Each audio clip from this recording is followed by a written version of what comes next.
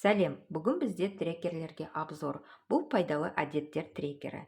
Магниттен жасалған, форматы A5. 3 әдет жазуға болады, 30 күн белгілейді, және балаға ең қызығы бонустар беруге болады. Бір әдетті қалыптастырған соң, саған осындай сыйлық береміз деп, осы жерге белгілеп жазып қойса болады.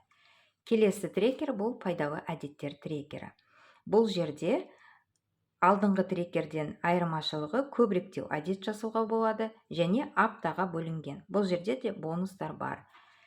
Әр трекерге осындай маркер беріледі. Бұл маркер жазады және қайтадан өшіруге болады.